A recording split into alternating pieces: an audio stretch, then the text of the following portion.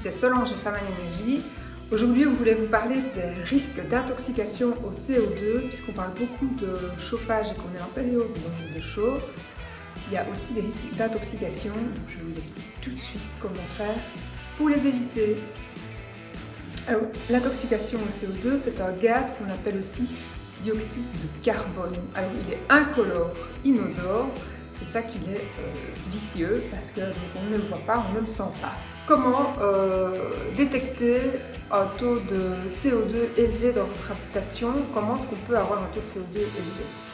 La première chose, c'est si vous utilisez donc des appareils de chauffe, si votre appareil est vétuste, que votre appareil refoule, que le conduit est obstrué ou non entretenu, donc ça va être un risque d'intoxication au CO2, d'avoir une concentration de gaz assez élevée dans votre habitation.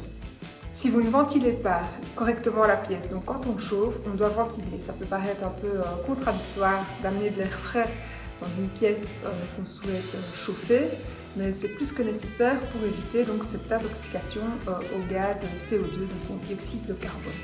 Un défaut de l'appareil de chauffage aussi peut amener une concentration de CO2 élevée dans votre habitation, ou une mauvaise utilisation de l'appareil de chauffage. Donc, les appareils de chauffe, on va retrouver la chaudière, les chauffe-eau, le poêle à bois, la cuisinière à bois, tout ce qui est poêle insert, les braseros, les groupes électrogènes, le véhicule qui rentre dans l'habitation.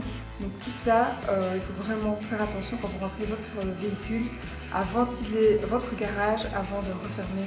Alors comment prévenir le risque? Donc aérer et ventiler, ça c'est la première chose. Et la seconde chose, donc, tout aussi importante, c'est de vérifier et entretenir vos appareils de chauffe ainsi que tout ce qui est conduit d'évacuation.